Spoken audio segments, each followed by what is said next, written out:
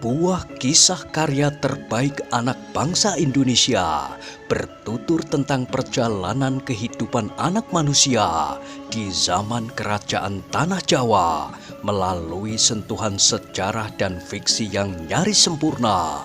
Dengan bangga kami persembahkan satu di antara karya terbaik dari Eza Mintarja yang berjudul Jejak di Balik Kabut.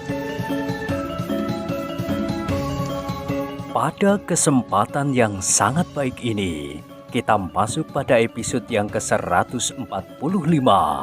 Selamat menikmati.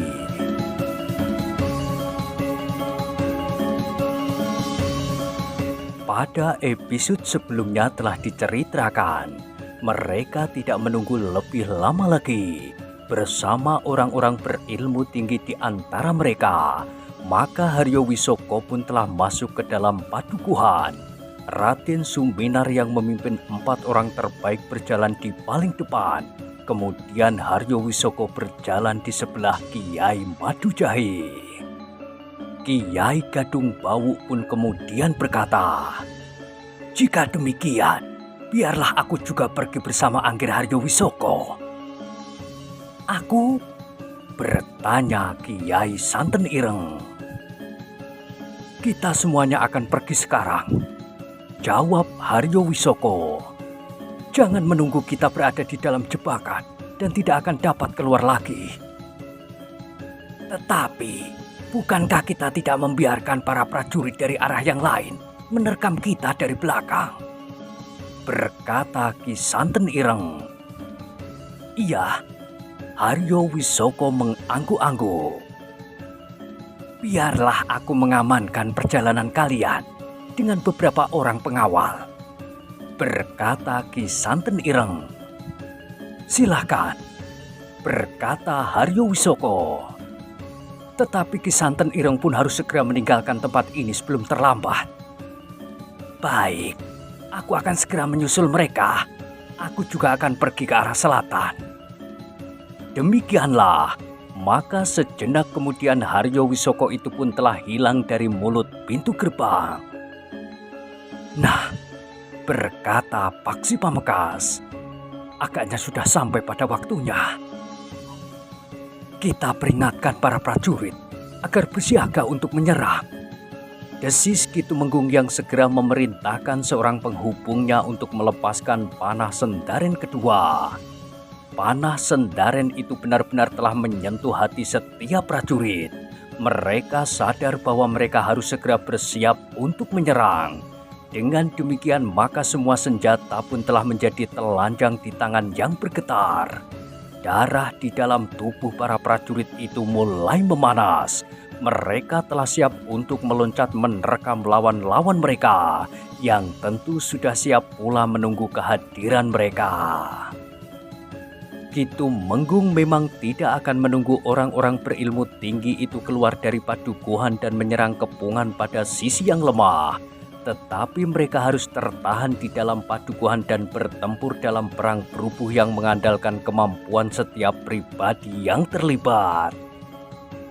Namun Ki Tumenggung juga sudah memerintahkan kepada setiap prajurit untuk bertempur di dalam kelompok-kelompok kecil jika mereka bertemu dengan orang yang berilmu tinggi.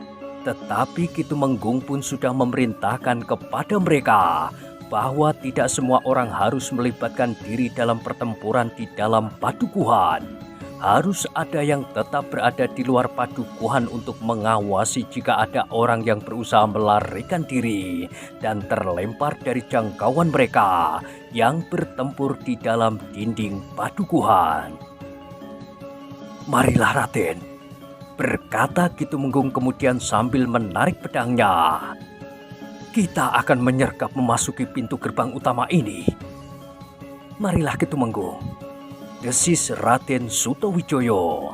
Namun Ki Tumenggung itu pun berkata, "Aku mohon pangeran memasuki padukuhan itu lewat regol di sisi yang lain. Jika kami tertahan di pintu gerbang, maka pangeran dapat berusaha menemukan Haryo Wisoko di dalam padukuhan." "Baik Ki Tumenggung," jawab Pangeran Benowo. Lalu katanya, Mari Paksi, kita memasuki padukuhan itu dari regol di sisi barat. Nampaknya Haryo Wisoko akan keluar dari regol di sisi selatan, Pangeran. Siapa yang berada di sisi selatan? Ki Lurah Pringgoyudo dan Ki Lurah Suweno. Apakah mereka cukup kuat? Jika Haryo Wisoko dan orang-orang berilmu tinggi akan keluar dari arah selatan, mereka agaknya memerlukan bantuan. Baik, aku dan Paksi akan sampai ke sana. Demikianlah, maka Ki Tumenggung Yudatama pun segera memerintahkan para prajurit itu bergerak. Sementara itu seorang penghubung telah melontarkan panah sendaren yang ketiga ke udara, meluncur di atas padukuhan Pandéan dan jatuh hampir di halaman Banjar. Panah sendaren yang bergaung di udara itu telah didengar oleh para pemimpin kelompok prajurit Pajang yang mengepung padukuhan Pandéan. Gaung panah sendaren itu merupakan perintah kepada para prajurit untuk bergerak menyerang padukuhan itu mulai dari segala arah. Ketika para pemimpin kelompok meneriakkan apa-apa, maka para prajurit pun telah berteriak nyaring. Mereka berlari-larian sambil bersorak-sorak. Senjata mereka teracu-acu sehingga nampak berkilat-kilat, memantulkan cahaya matahari pagi yang baru saja terbit. Dalam pada itu, Pangeran Benowo dan Paksi Pamekasan telah berlari ke arah pintu gerbang yang lain dari padukuhan Pandéan. Di tangan Pangeran Benowo dan Paksi Pamekasan telah tergenggam sebatang tombak pendek yang mereka dapat dari para prajurit mereka. Dalam pada itu Raden Suminar yang berjalan di paling depan melangkah lebih cepat lagi. Tetapi sebelum mereka keluar dari pintu gerbang di sisi selatan, maka para prajurit Pajang telah menyumbat pintu gerbang itu dengan ujung-ujung senjata.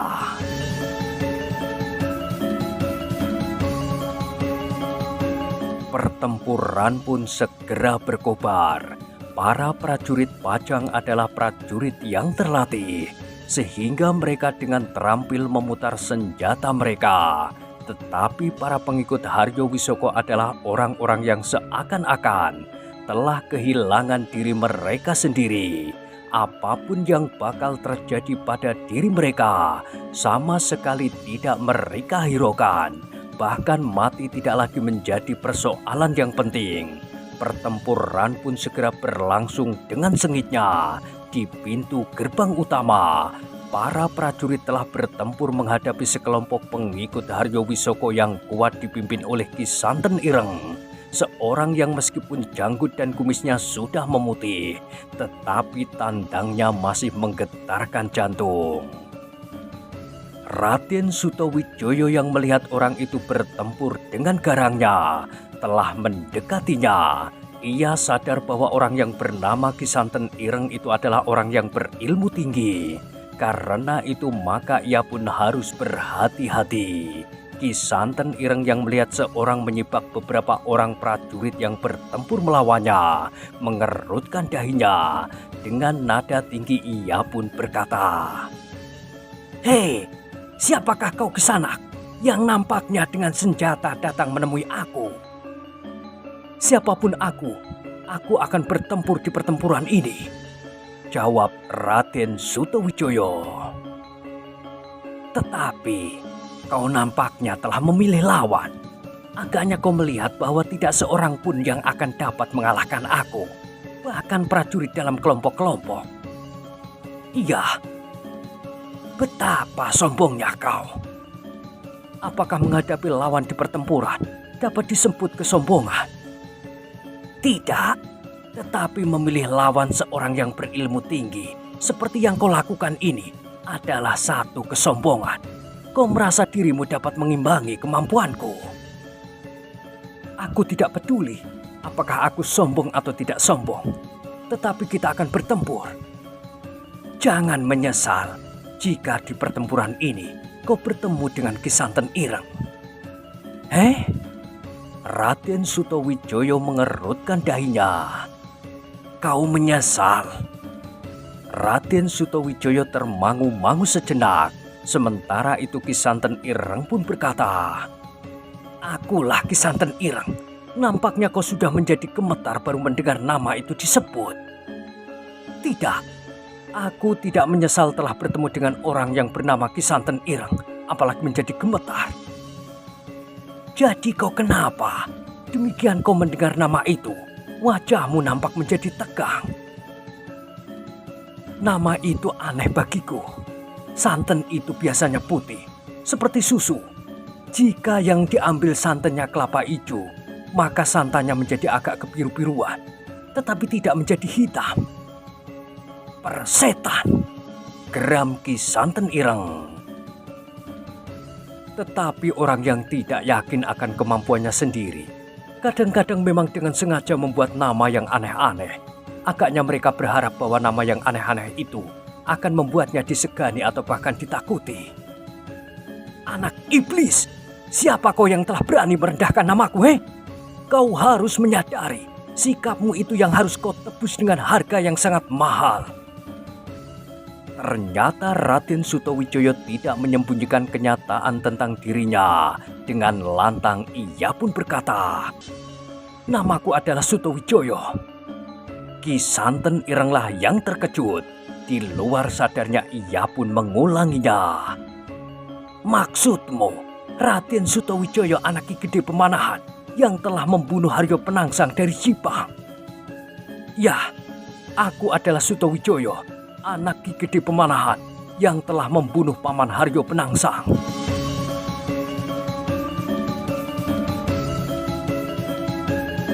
Sejenak Ki Santen Ireng itu memperhatikannya, namun kemudian ia pun tertawa sambil berkata,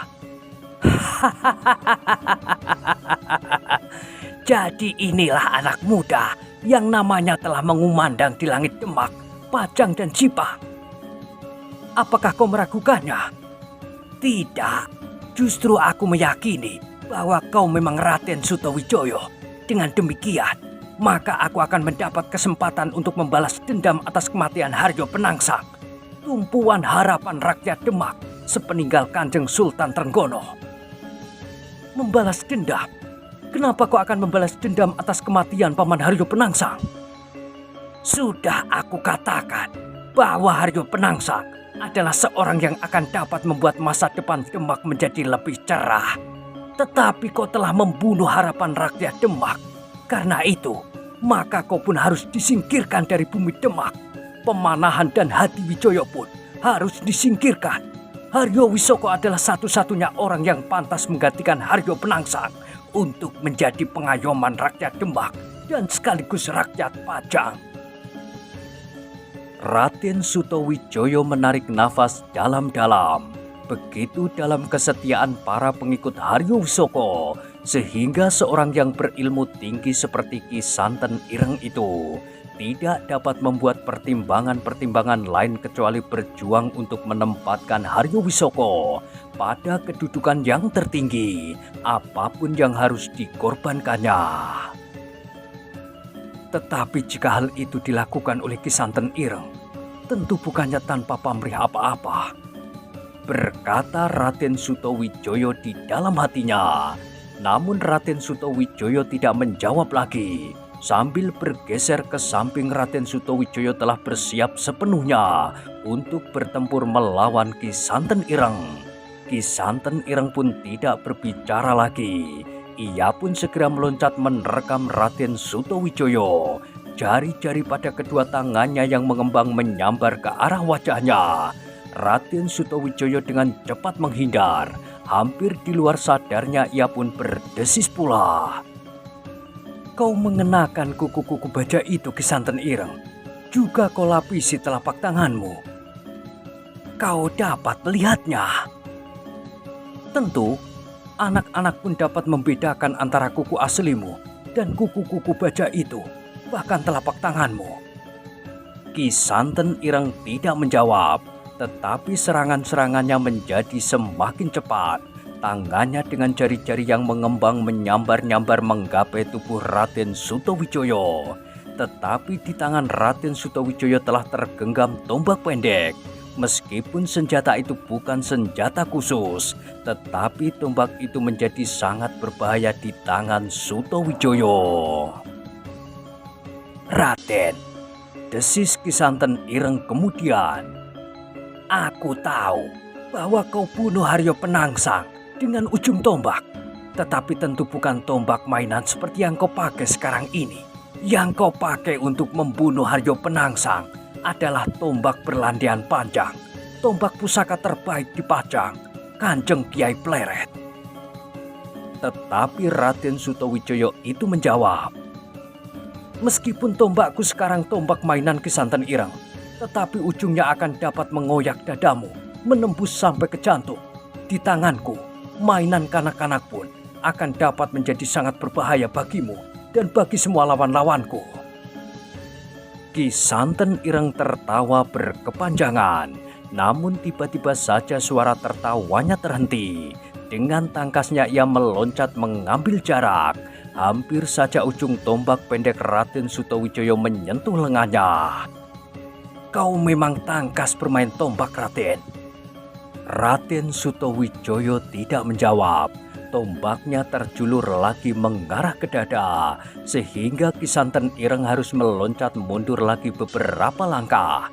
Namun Raden Sutawijaya tetap memburunya. Ujung tombaknya semakin lama rasa-rasanya menjadi semakin dekat dengan kulit Ki Santen Ireng. Dengan telapak tangan yang dilapisi baja hitam, serta kukunya yang tajam kehitam-hitaman, Ki Santen Ireng berusaha melawan tombak pendek Raden Sutawijaya. Di tepisnya tombak yang terjulur itu, bahkan dengan baja hitam di telapak tangannya, Ki Santen Ireng telah menangkis ujung tombak yang mematuknya. Tetapi ternyata bahwa Raden Sutawijaya memiliki kemampuan yang tinggi, sebagaimana namanya yang mendebarkan. Semakin lama maka Ki Santen Ireng itu harus mengakui kenyataan bahwa Raden Sutawijaya yang masih terhitung muda itu benar-benar seorang berilmu tinggi. Dengan demikian maka Ki Santen Ireng itu pun menjadi semakin terdesak. Ia tidak lagi dapat mengandalkan lapisan baja hitam di telapak tangannya serta kuku-kuku bajanya. Karena itu untuk melawan ujung tombak pendek yang seakan-akan mempunyai mata dan memburunya kemana saja ia berloncatan, Ki Santen Ireng harus mempergunakan senjatanya yang lain. Dengan demikian, maka Ki Santen Ireng telah meloncat mengambil jarak. Dilepasnya lapisan baja di telapak tangan serta kuku-kuku baja di jari-jari tangan kanannya. Kemudian dicabutnya sebuah luwuk yang besar dan sangat panjang. Raden Sutawijaya yang melangkah satu-satu mendekatinya sambil merundukkan ujung tombaknya tertegun. "Aku tidak lagi main-main, Raden," geram Ki Santen Ireng. "Jadi selama ini kau hanya main-main?" "Iya, sekarang aku bersungguh-sungguh dengan luwuk peninggalan guruku ini." Raden Sutawijaya memandangi luwuk di tangan Ki Santen Ireng. Nampaknya pamornya berkerdipan ditempa cahaya matahari. Luwuk itu memang luwuk yang sangat baik. "Tetapi segala sesuatu akan tergantung pada orang yang mempergunakannya," berkata Raden Sutawijaya di dalam hatinya. "Bukan sebaliknya." Sejenak kemudian maka keduanya telah terlibat lagi dalam pertempuran yang sangat sengit.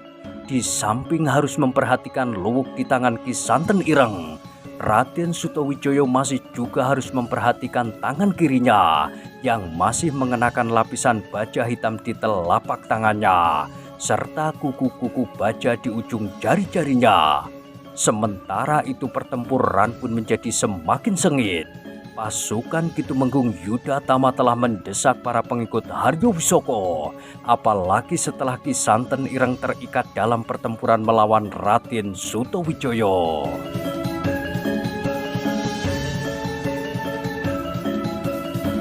Sementara itu Pangeran Benowo dan Paksi Pamekasan telah memasuki padukuhan dari sisi yang lain.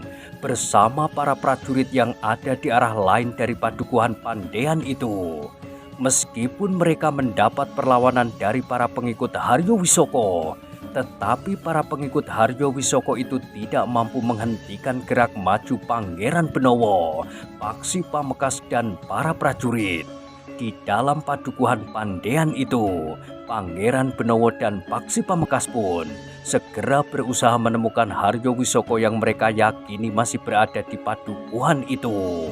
Sementara itu, Haryo Wisoko sendiri bersama para pengawalnya yang kuat telah siap untuk keluar dari padukuhan di arah selatan. Mereka siap untuk menembus kepungan yang tidak terlalu kuat di sisi selatan. Bahkan mereka pun telah bersiap menghalau prajurit Pajang yang berusaha menyumbat pintu gerbang di arah selatan itu.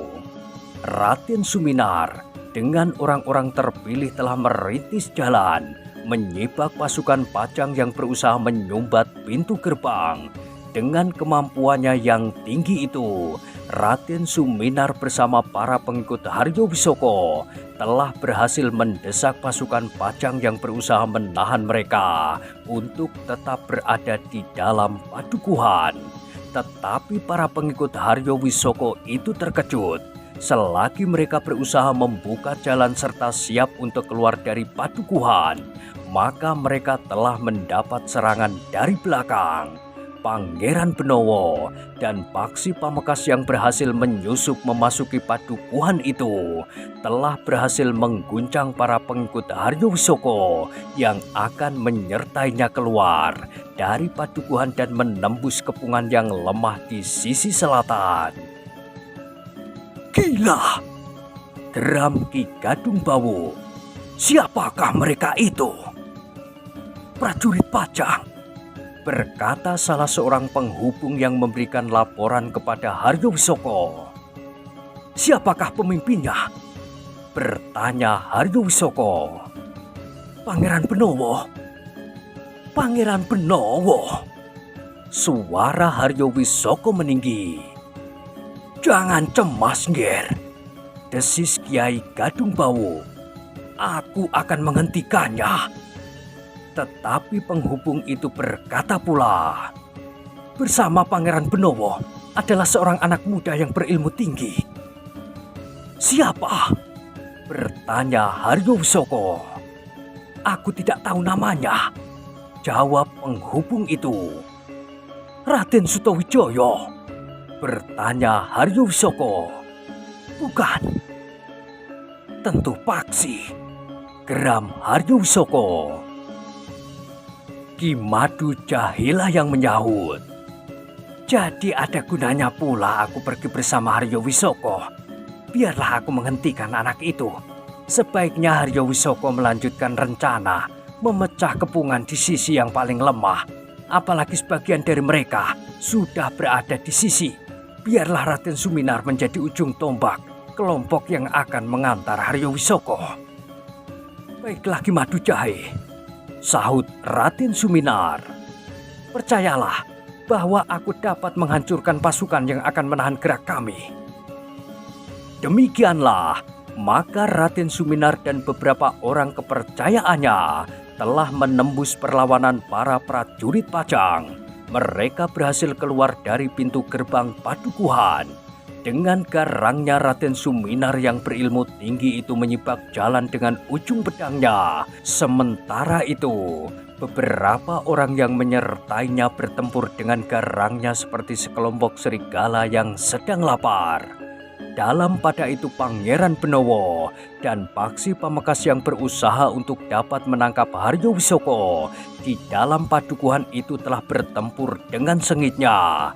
Mereka berusaha untuk dapat menembus pertahanan para pengikut Haryo Wisoko yang bertempur tanpa mengenal surut. Mereka benar-benar siap untuk mengorbankan apa saja yang mereka miliki, termasuk tubuh dan nyawa mereka. Orang-orang itu benar-benar kehilangan pribadi mereka, berkata Paksi Pamekasan di dalam hatinya. Jika aku tidak berhasil menemukan adikku, maka ia akan menjadi seperti orang-orang itu. Gerak maju Pangeran Benowo pun terhambat ketika seorang tiba-tiba menghadangnya. Bukankah aku berhadapan dengan Pangeran Benowo? Berkata Ki Gadung Bawu. Pangeran Benowo memandang orang itu dengan tajamnya. Dengan nada datar ia pun menjawab, "Iya, aku adalah Benowo. Apakah pangeran sedang memburu Haryo Wisoko?" "Iya, aku memang sedang memburu Paman Haryo Wisoko. Paman adalah buruan yang harus ditangkap." "Kenapa Haryo Wisoko harus ditangkap?" "Aku tidak mempunyai waktu untuk menjawab pertanyaan seperti itu. Minggirlah, jangan korbankan dirimu untuk melindungi Paman Haryo Wisoko." Tetapi Ki Gadung Bawu tertawa. Katanya, "Siapakah yang akan mengorbankan dirinya? Aku akan bertempur dengan sungguh-sungguh. Siapa yang menghalangi aku, akan aku singkirkan." Ki Gadung Bawu masih akan mengulur waktu untuk memberi kesempatan Haryo Wisoko meninggalkan padukuhan. Karena itu maka ia pun berkata selanjutnya, "Karena itu, aku mohon pangeran mengurungkan niat pangeran untuk menangkap Haryo Wisoko." Pangeran Benowo sadar bahwa orang itu sengaja mengulur waktu. Karena itu maka Pangeran Benowo tidak berbicara lagi. Dengan tombak pendeknya Pangeran Benowo pun segera menyerang Ki Gadung Bawu. Tetapi Ki Gadung Bawu sudah bersiap sepenuhnya. Karena itu ketika ujung tombak Pangeran Benowo mematuknya, Ki Gadung Bawu pun bergeser ke samping. Namun ujung tombak Pangeran Benowo itu pun berputar, seperti menggeliat ujung tombak itu menyambar mendatar ke arah dada Ki Gadung Bawu. Tetapi Ki Gadung Bawu masih sempat meloncat surut, sehingga dadanya tidak tersentuh.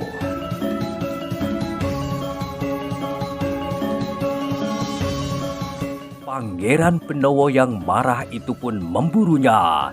Ia harus segera menyelesaikan pertempuran itu agar ia tidak kehilangan Haryo Wisoko. Tetapi Ki Gadung Bawu bukan orang kebanyakan. Ia pun memiliki ilmu yang sangat tinggi, sehingga perlawanannya pun benar-benar harus diperhitungkan oleh Pangeran Benowo. Sementara itu langkah Paksi Pamekasan pun telah tertahan pula. Ki Madu Jahi berusaha untuk menghalanginya. "Namamu siapa, anak muda?" bertanya Ki Madu Jahi. Paksi Pamekasan tidak menghiraukan pertanyaan itu. Ia tidak mau kehilangan waktu sekejap pun. Karena itu demikian seseorang berdiri di hadapannya sambil bertolak pinggang. Maka Paksi Pamekasan yang telah mendapatkan sebatang tombak pendek itu langsung menyerangnya. "Jangan terlalu garang, anak muda," berkata Ki Madu Jahi sambil tersenyum. "Kau akan menjadi terlalu cepat tua."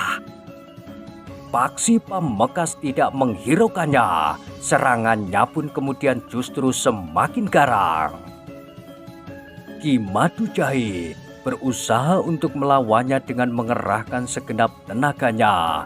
Ia pun seorang yang berilmu tinggi dan terlatih untuk terjun di segala medan. Meskipun demikian Ki Madu Jahi harus mengakui kelebihan Paksi Pamekasan yang bergerak dengan tangkasnya. Tombaknya berputaran dengan cepat, menyambar mendatar kemudian terjulur mematuk dengan cepat. Ki Madu Jahi harus mengerahkan kemampuannya untuk mengimbangi ketangkasan anak muda itu.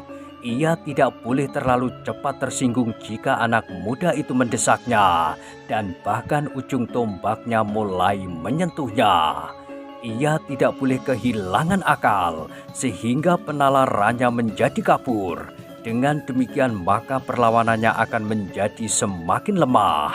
Seperti Pangeran Benowo, maka Paksi Pamekasan pun ingin segera menyelesaikan lawannya agar ia sempat memburu Haryo Wisoko. Tetapi Ki Madu Jahi ternyata tidak mudah ditundukkan. Dengan tangkasnya Ki Madu Jahi berusaha untuk mengimbangi kemampuan Paksi Pamekasan yang masih sangat muda itu. Dengan demikian bagi Pangeran Benowo dan Paksi Pamekasan tidak terlalu mudah untuk menyelesaikan lawan-lawan mereka. Ki Gadung Bawuk telah mengerahkan segenap kemampuannya untuk menahan Pangeran Benowo, setidak-tidaknya untuk mengulur waktu. Meskipun ujung tombak Pangeran Benowo sempat menyentuh tubuh Ki Gadung Bawuk, namun perlawanan Ki Gadung Bawuk sama sekali tidak menyusut. Demikian pula Ki Madujahi. Ia tidak memikirkan dirinya sendiri, tetapi ia lebih banyak memikirkan keselamatan Haryo Wisoko.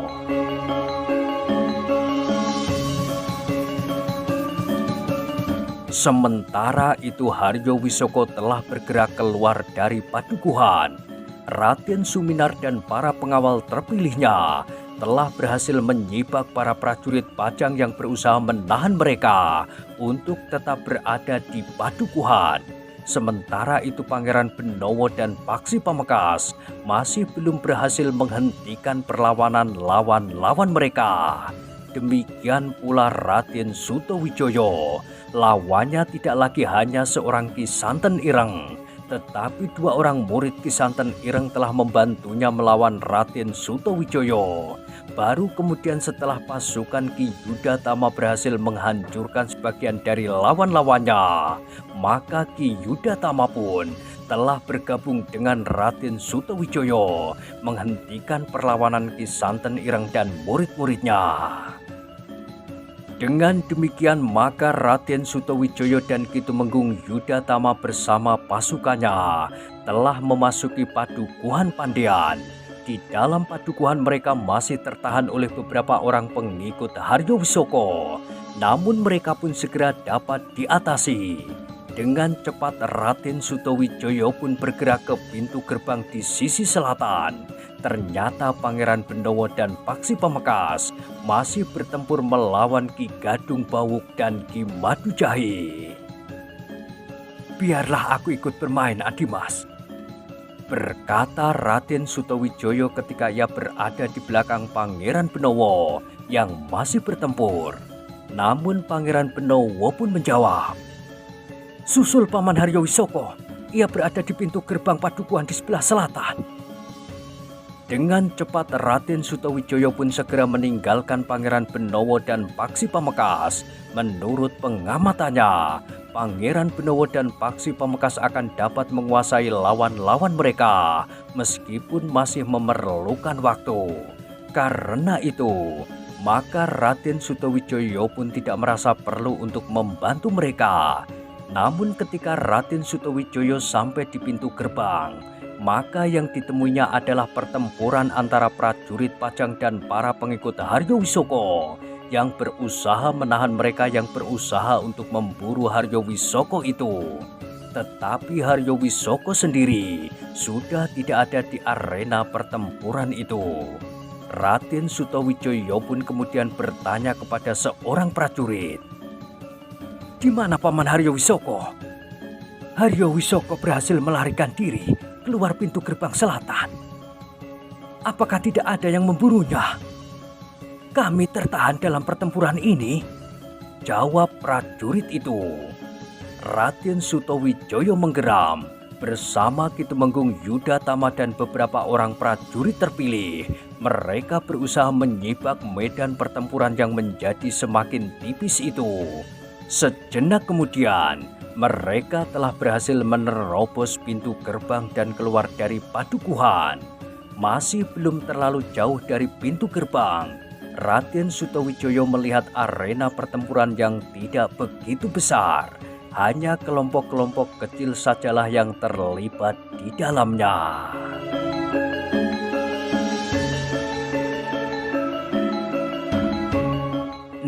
Nah, bagaimanakah kisah selanjutnya?